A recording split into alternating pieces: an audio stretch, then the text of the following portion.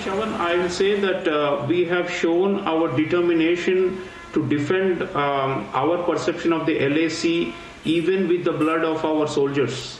And remember something, the Chinese have not lost their troops to any adversary like they did in Galwan for decades.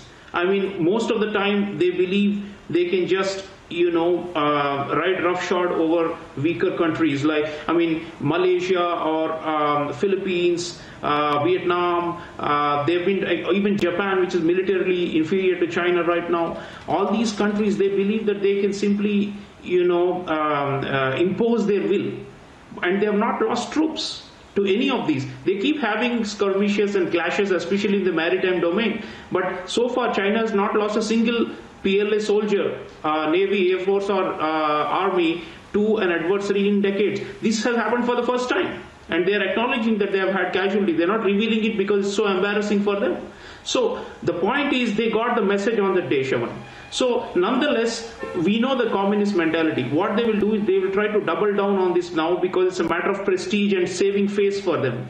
Because they want to prove the world that they are the boss and that everybody else, they order them around and everyone else has to adjust to the Chinese demands. But what we are doing, India, as opposed to all other countries with whom they have disputes, India is standing its ground.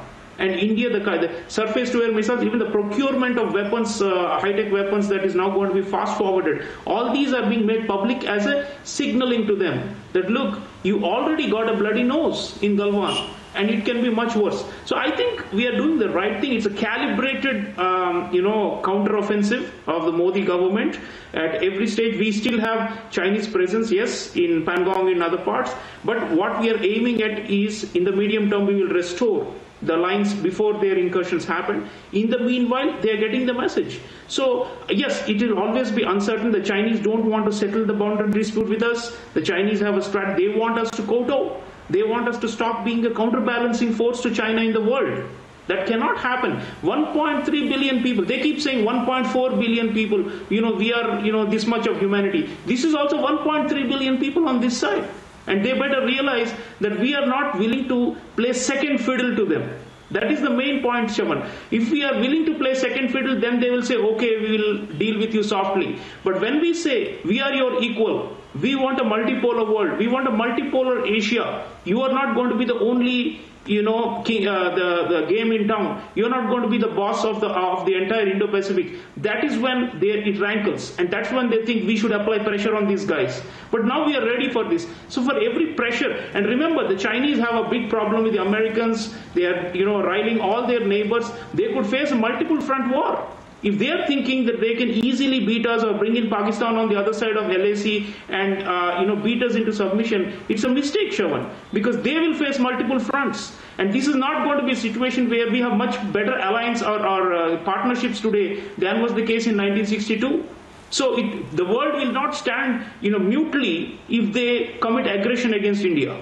Right now we are handling them, we are giving them eye for an eye, but if it comes to a situation where they are planning a full-scale invasion, it's not only going to be our counterforce, but also the rest of the world that's going to come in. And that's where this combined diplomatic and military strategy of Modi government is working, and I think they will back off over time. But to save face for now, they want to show a brave face to the world that, look, nobody can deter China. The point is they have already been rattled and more is going to come for them. So I think psychologically they're trying to put on this bravado, but behind the scenes they will be rethinking at the highest levels of the Communist Party.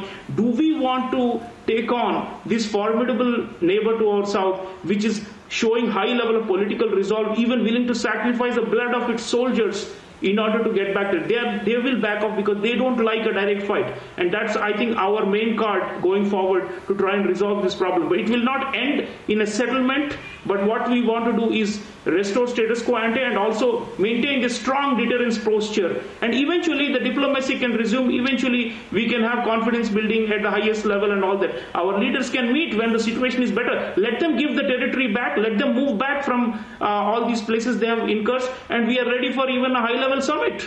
I'm sure Prime Minister will be happy for that. So let them show good faith. Right now they have shown their treacherous side, and we have shown that we are valiant. If they are treacherous, we are valiant. But now it's time to move past these binaries. Let us work towards de-escalation in a way which will eventually pave the way for stability. Forget peace. We just want stability with China, because China will never want peace with a country like India that is its rival, its peer, and potentially could overtake them one day in power.